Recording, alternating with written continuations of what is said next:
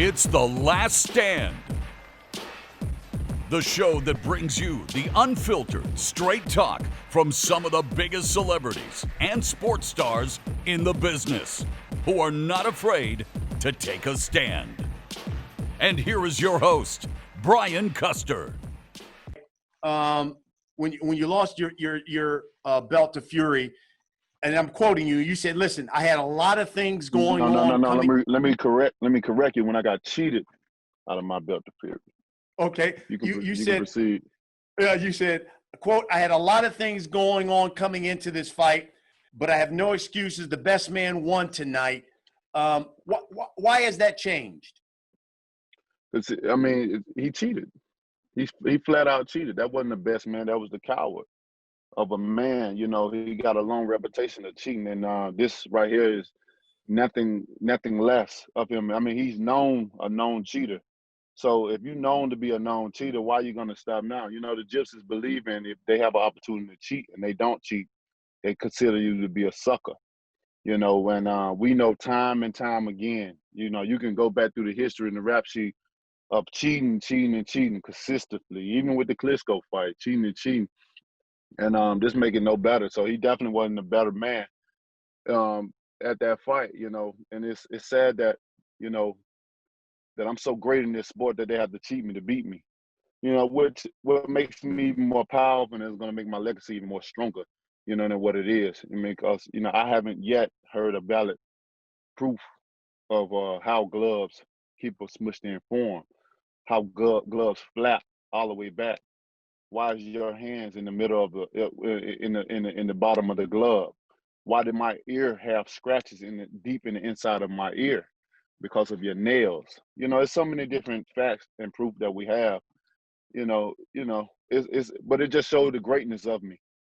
It seems like whenever the critics talk about Devin Haney, they always say the same thing. As you talked about, great skill set, great boxer, but not an exciting fighter, doesn't have the punching power needed to go toe-to-toe with the prolific lightweights of the division. How do you respond to that? I mean, everybody has a right to their own opinion. At the end of the day, when I get in the ring with these guys, we shall see. If I don't have the punching power, why these guys aren't quick to get in the ring with me? I got a belt. It's the most money that they'll make in up to date in their career. So if they really feel like I was such an easy fight, why aren't these guys so quick to just beat me, to stop me from running my mouth, to get me out of there?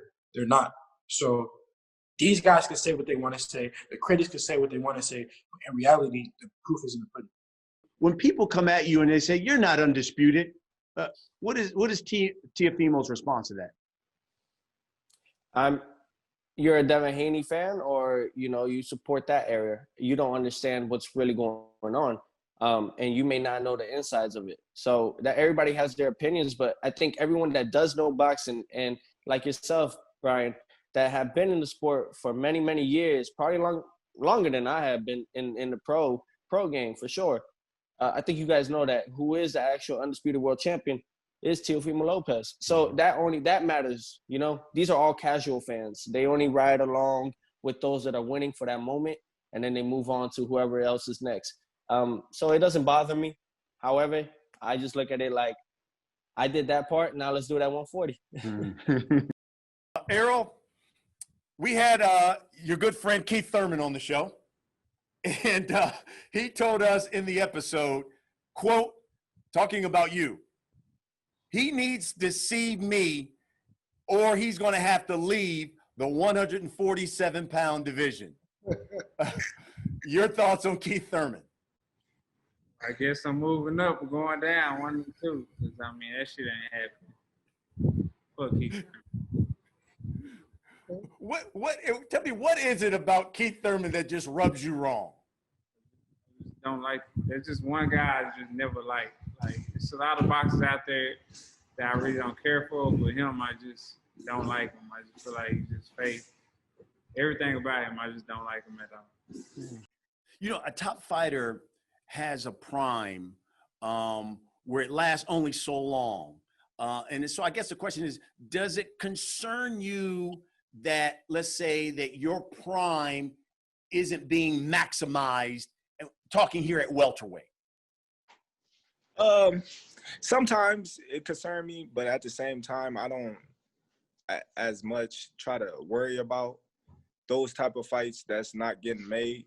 You know, I feel like I already put my stamp down in the history books, and my legacy will live on no matter what, if I get those big fights or not, given all the things that I have accomplished in the sport of boxing as a whole. You know, but do I want those fights that everybody's calling for? Yes, I've been calling for those fights before I was even 147. And it's crazy that, you know, I'm the only one getting the finger pointed at. Like, I'm the one that makes the fights and stuff. So I just take it as a grain of salt and just laugh it off. You know, a lot of people, they don't know what they talking about when they say, oh, it's Terrence's fault or this fault. I don't feel like it's my fault, being that, you know, I was willing and ready to fight anybody coming up from 140 before I was even undisputed. Before I was even undisputed, I was calling out the likes of Keith Thurman, Errol Spence Jr. Before I was even undisputed, before I was even welterweight champion. So that just should tells you a lot in a whole right there. You know, yeah, those guys have done tremendous things in the welterweight division, you know, beating a couple of people that put them on a higher pedestal of the welterweight division. But when you look at a whole, you know, me coming from 135 all the way to 147 and doing what I've been able to do with stopping every opponent that I've faced in the welterweight division. And that's big, you know, because I look at the type of guys that people say, oh, well, he's a bum. You can't be no bum if you're a two-time Olympian and you're undefeated professional. You can't be no bum if you're undefeated.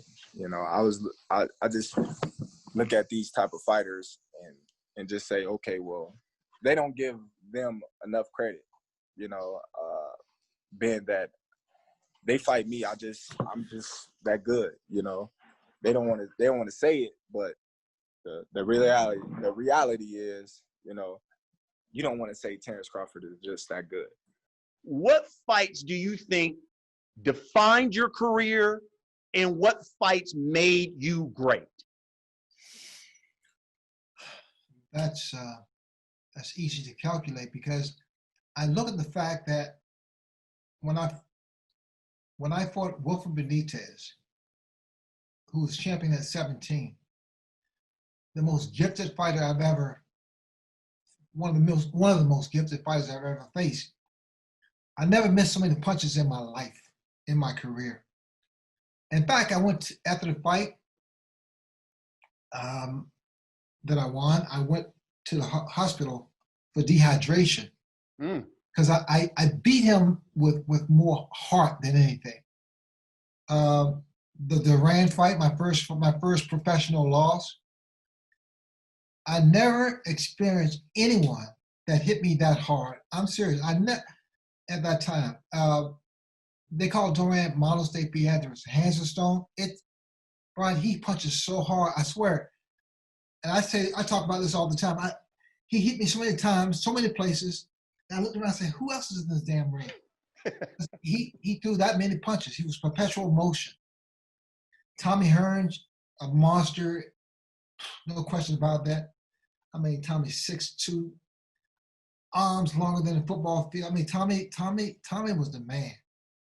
And he brought so much out of me. He made me reach down to that hidden reservoir of strength that we all have, but we all can't activate. Jesus Christ, man, Hagler, I mean, all those fights. Even Donnie Lalonde. And he wasn't a household name globally, but he was a big guy, big punch. And I remember that fight like it was yesterday, man, because he had me out a couple of times, but I came back. Which is a New Orleans boxer biggest weakness? Gumbo, etouffee, red beans or rice, or beignets? Man, you know what? They got one more. Women. Women is the first one, but probably the gumbo. If I had to pick from yours, it'd probably be the gumbo. You too much. So that's every fight. It ain't just New Orleans fight, but that's every fight. And women in party. New Orleans, women in party. Maul, do you think you two have become better fighters now that you're apart? Shout out to Ronnie Shields, official Ronnie Shields on Twitter, Instagram, and everything else. Amazing guy, amazing teacher, amazing person. I couldn't ask for a better trainer. But he did tell your twin brother, that same coach told your twin brother that I would never get stronger as well. He told me that. And you remember, you brought me to Ronnie, though. You brought me to Ronnie. I did. That's why I said I wasn't training with no one. I watched you grow with Ronnie. You saying all of these things like I down him. I didn't down your coach. I never said you I did. didn't down your coach, though. Just make sure that you I understand never it. said you did. I like Coach Jared. Coach Jared called me the other day. I was just checking up on you. But look, man, chill out. Look. That's what Ronnie said. I'm my bad. No, I'm not going to speak too many facts. It's going to upset my brother. No, it's not. It's not that you're speaking facts. It's that don't forget. I'm not lying. No, you're not. When you left Ronnie Shields, you were undefeated, right? You was becoming even more of a man. I'm still undefeated. I'm still undefeated, like you said earlier. I just said that. So okay, make sure you understand what you're I'm saying is, shout out to Ronnie Shields, man. Great person. Ask him. He'll tell you. I got to record it. I have it on record every conversation. That's fine. Look, I think he's very misunderstood. You know, but then when you look at the great things that he has done for the sport, Ronnie has produced for himself, not the sport. All right. But in the sport of boxing, Ronnie Shields has produced great amount of champions. And we've all said the same thing. He's a great dude. He's about his business. He's strict. Being my brother, I even know at that time that you wasn't down with listening at the moment, and that's no. What happened was I asked Ronnie to train me at my gym like he went to train Laura in Vegas. Like and Ronnie said, no, I won't be leaving Plex to go train you at your own gym. And I said, what? Right. Why would you leave? Oh, my bad. Don't give him too many facts, champ. It's time. Yeah. It's timing. It was just don't tell me, oh, you was undefeated. I'm still undefeated. Bro, I know that. You still undefeated. I already told you that. I got a little hiccup on my record. I got a one. Don't worry about that. That one, I'm prideful. I love my one. My one separate me from you. Ron, that's fine, bro. That's fine. That's why you about to be the undisputed world champion. And junior middleweight. Like and you are too. Bro, and I can't wait. But when we both make it, when we both get there, bro, we'll celebrate it later. Until then, we working. I feel like Ronnie Shields brought us both, brought the light to both of us. You just as good as your trainer. Who do you want more, Errol Spence or Bud Crawford? Hey, right now I want Crawford more, man. He got under my skin, man. Errol, that's a timeline issue. I know how the game works. We got the same manager. That's a timeline issue. Let's say, just for a story sense, he's fighting in November. If I could get a fight in December, then early 2020, there should be no ducking Keith Thurman. We're almost on the same calendar. You see what I'm saying? But if I fight, maybe if I fight in January, we can still work something out in the summertime of 2020. But that's a calendar issue. We gotta kind of work close together to make that. This Crawford dude, send me a contract, bro. Tell ESPN, tell them boys to send some zeros my way. They know an appropriate, respectful number. You know what I'm saying? And then I sign on the dotted line, baby. Don't act like I'm gonna run from you. You know what I'm saying? You never weighed 147. You never got respect in the game anyways at 147. You haven't pushed the buttons at 147. You ain't touched Sean Porter. You ain't touched Thurman. You ain't touched Garcia. You ain't touched Spence. I'm gonna run out of fingers. I can name all my opponents you ain't touched. I'm gonna run out of fingers, boy. Stop it. Send the contract. Tell me when you want it. You want it before Christmas? Merry Christmas. I'll take the check. Merry Christmas. If I was at your show, how would you roast me? Oh, my God. You got a big-ass head, my brother. You must be ahead of the game. You got a lot on your mind? You about to head this way, ain't you? You get a head start at every fight, don't you? With the fuck, look at his bald head, hair like a busted condom. You know when the condom busts and the dick pop out? That's what your head looks like right now, my nigga. Oh my gosh. Back in May, Mhm. you went on social media and you demanded that Al Heyman, the PBC, Showtime pay you $10 million Damn right. or you're retiring and pursuing the rap career. Was that just posturing? No, I'm dead serious. I've done too much for Steven and Al. I've paid my dues. I've fought champion after champion after champion, and at this point, I built my name. I built a crazy resume, and the fans want to see me fight. So if they're smart, I know the numbers ain't looking too good right now. And I'm a businessman too, so I know business, and you know, after seeing Steve, we had our talks, and I think they're gonna get on track. And that 10 million, is that for one fight or is that for 10 million for a couple of fights or a series of fights? Nah. One, cause it only get greater later. I understand that I only got one window, and my window is closing. I'm still young, but my window is. I've been a professional for what, 12, 13 years now. So, I know that my window is closing. I've done a lot of things early in my career, but now it's just time to make the most lucrative decisions. Biggest difference between Atlanta's Michael Vick and the Eagles' Mike Vick? In Atlanta, I was spoiled. Face of the franchise, first round pick. Everything came easy. My legs were super strong. I was just physically fit and believed in my abilities. And then when I went to Philly, I just told myself I would work harder. I would train harder. Regardless if I had the talent, I would try to excel in ways that I haven't before, and try to do some different things and just be different. I didn't want to be the same quarterback that I was in Atlanta. I wanted to take it one step further. So when I was in Philly, I just paid more attention to detail. I studied more film, and I wanted the game to come easy from a mental perspective, not easy from a physical perspective, because that's what I gave in Atlanta.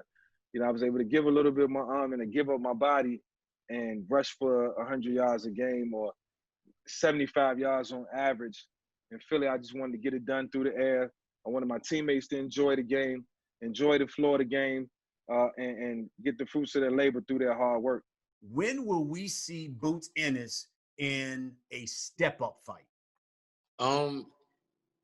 As everybody can see, it's not my fault. We trying to get these top guys to step up fights, and from what I'm hearing and what I'm seeing, these guys don't want to get in the ring, or they asking for a bunch of money. But right now, all I can do is just keep winning, keep bettering myself, keep getting better and better. And then when the day comes for me to have my world title shot, I'll be sharp, on point, focused, ready, mentally and physically, and have that world title around my waist. Gervonta, what do you think is your best weight? Your best weight to fight at? I really didn't like fighting at 35. I like fighting at 30. 130 right now, you believe is your best weight? Yeah, because when I'm small, I'm way quicker. I can throw a lot of punches. I'm stronger.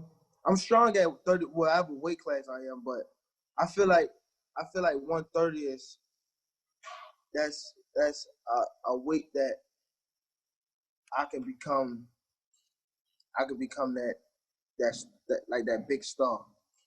35 too, but 30 is like, even if I fight 35, I would rather try to come more so at least 32 and be like a good 36 at fight night.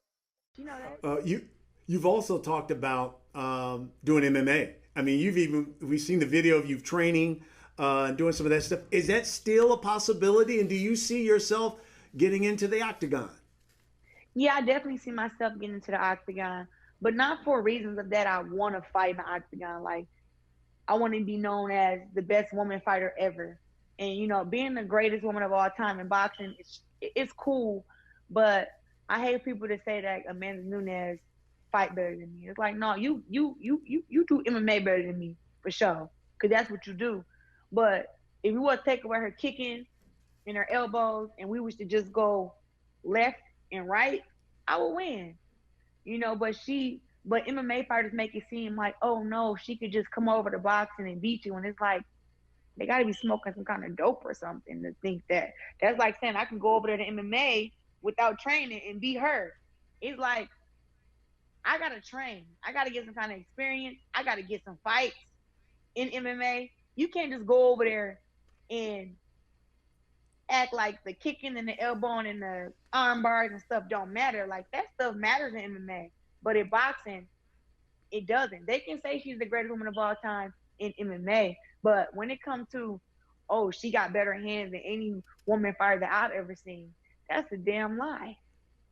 So do we see Clarissa Shields, Amanda Nunes fight in MMA, or do we see like a Mayweather McGregor type thing where y'all do it in boxing? And when do we see this? I mean, I would love to do both.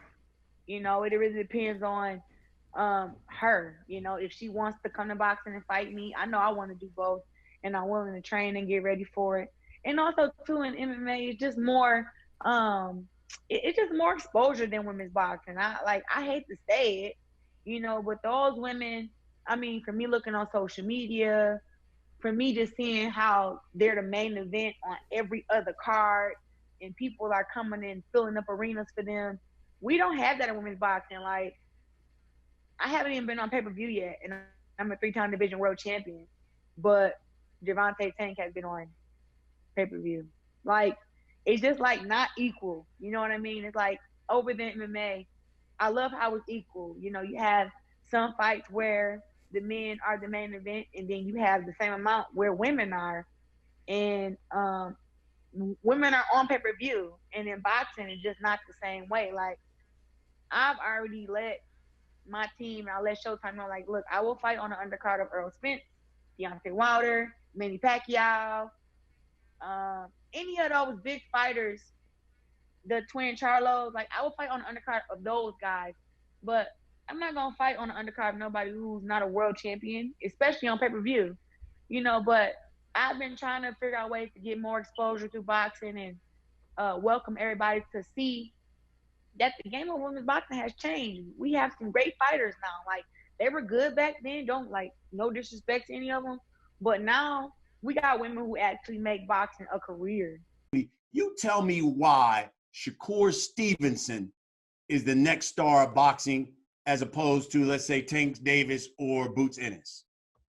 I mean, I love Boots. That's my brother. Like, I love Jerron Ennis. Like, he's a hell of a fighter. I think that you can't just say it's one next star though. Like, I don't agree with it's just one next star. I think that, put it like this, when you coming up in the Ray Leonard, the Marvin Hagler, the Tommy Hearns, and Roberto Duran era, I mean, you got a bunch of guys who all this like could fight. But you got that one guy in Sugar Ray Leonard that he was that one that just stood out. And I just feel like when it come to me, I'm that one that's like, okay, I'm like the Ray Leonard of the generation, because it's like I'm that one guy and everybody can fight. I ain't taking nothing away from Tommy Hearns or the Marvin Haglers. I'm not taking nothing away from them dudes, but Ray Leonard just stood out. Like, so I think that I'm that one. Like, I think I just stand out, and I think that as of right now, I mean, like when you saying like Tank Davis, you can't compare me to like because Tank was fighting for a world title before I even like went pro. Like, so he had like a big head start. He a little bit older than me and stuff like that. So I think that by the time I'm his age, it's gonna be like, oh snap, like this kid is like he is everything he said he was. Like, so I just feel like I'm that dude. Like, I think that them dudes is all good fighters also, and I think that we all gonna carry the generation as far as like the Devin Haney's and the Teofimo Lopez. I think that we all gonna get better and better and better and better. And then I just think that I'm gonna be that one dude that just like I'm the last one standing. Most gratifying victory in Danny Garcia's career thus far? I feel like my most gratifying victory is, I had a lot of great wins, to be honest. I would say that, the Condo was on the top of my list because I was the 8-1 underdog. Like, no one gave me a chance. The Matisse fight, even the Zab Judah fight, I beat him in Brooklyn, his hometown. The Lamont Peterson fight, he was the IBF champion at that time. We didn't unify because we fought at the catch weight. But I wish I would have did that. I would have had the IBF belt already. But I had a lot of good victories, man. And a lot of great fights, even the Porter and Thurman fight. I'm proud of those fights. The fans loved it. I wish the outcome would have became mine. I felt like I won, but it wasn't. But at the end of the day, the sport of boxing is to fight the best. I never thought I would lose, but it was a bad feeling, and it's the worst feeling in the world. But hey, I fought the best. I beat the best. I came up short. I felt like I won. But at the end of the day, the sport is to fight the best, and that's what I'm doing. When you look back, when it's all said and done, and you look at Danny Garcia, I fought the best at that time, and that's what it's about. You're one of the best things that happened to the big three, without a doubt, because people see you get that same respect to boxing, any other sport that you happen to find yourself doing. You do it to the highest level, and you come in the big three with that same spirit, and we appreciate it. And tell me why, whether it's you, whether it's Terrence Crawford we've had on the show, whether it's Errol Spence who we've had on the show, why everyone throws out Manny Pacquiao. That's the first name you say. For me, it's a multiple reasons. I think the number one reason is I think that I have the greatest chance out of all the guys out there at beating Manny Pacquiao. I think that I have the opportunity to make the fight with Manny Pacquiao more exciting than anybody else out there in the welterweight division. And of course, there is always the money that's linked to Manny Pacquiao. You can't ignore that. But for me, I think that I have the best opportunity to beat him, and I also think that I have the opportunity to make it the most exciting fight whenever it does happen of the year. So if it happens in 2021, it will be the fight of the year. What sets you apart, you think, from the rest of the top guys at 154 pounds? I mean, I'm the youngest. That definitely sets me apart. I'm the youngest. I feel like I'm the fastest in the weight class. I feel like I'm one of the strong guys in the weight class as well. I could easily, and I box the best. I feel like southpaw. I could box and I could bang. I could do both. I feel like those guys, they're kind of one-dimensional fighters. What are your thoughts when you look back on your career, especially the Philadelphia, the golden years? A lot of fun. Great competitors that I competed against. Guys in the locker room, truly love them. Do I regret anything? I think a lot of times when mistakes or adversity happen, it makes us who we are later on down the road. And it's easy for a lot of us to say, yeah, I wish I could have done this better. I wish I could have cleaned this up. Yeah, but with things changing that way, being positive, then what? How would your life be? Yeah. And so for me, like when what? I look at I mean, if I would have won the Super Bowl, won the Super Bowl, maybe I would have me a yellow jacket already. If I would have won the Super Bowl, maybe I would have got received a lot better back in Philly. If I would have won the Super Bowl, hey, people would have been asking to talk to me. I don't know. Who knows? But, we are in a position where we can't harp on the mistakes that we made. We can only learn from them, and we move forward. And I have 4 kids here who, they listen to every word I say, if they like it or not. But I want to make sure that I become a good role model for them and set by example that not everything is going to be perfect.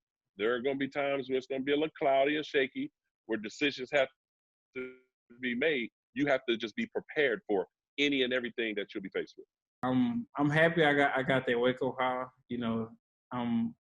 I'm mad it had to happen like that. But as far as, I feel great. I feel 100%. I feel good. I feel focused. I feel like it was a wake-up call because, I could have easily, lost my life. I feel like everything happened for a reason. I could have easily lost my life, and I didn't, especially with something like that. And flipping out the car and falling and getting thrown from the car and landing 80 feet away from the car and, me versus the concrete in my face and things like that. And I'm here, and I'm fine, and people can still see me, and I'm still walking, I'm still running down the street and things like that. So, it's just a wake-up call for me, and just allow me to, to put a lot of things in perspective, and and learn a lot of things, and take accountability for my actions and for my mistakes, and not put on anybody else but myself, and just hold myself accountable. Okay, you did this and you did that, and that led you to this. So what you gonna do different now? Or you gonna get down the same path? There's nobody in the sport of boxing right now that's competing that has the skill set and bring what I bring in the ring. Not a Earl Spence, not a Deontay Wilder, not a Danny Jacobs, not a whoever, not a Tyson Fury, not a none of these guys or whoever's supposed to be elite, not a Javante Tank Davis, not a Leo Santa Cruz, not none of these guys. Not a Sean Porter. I can keep going down the list. I can keep naming people. Now, if you missed any part of the show or you want to see the interview in its entirety, make sure you subscribe to the Last Stand podcast on YouTube, or you can download it on iTunes, Spotify, Apple Podcasts, or where podcasts are available. I'm Brian Custer. Thanks for watching.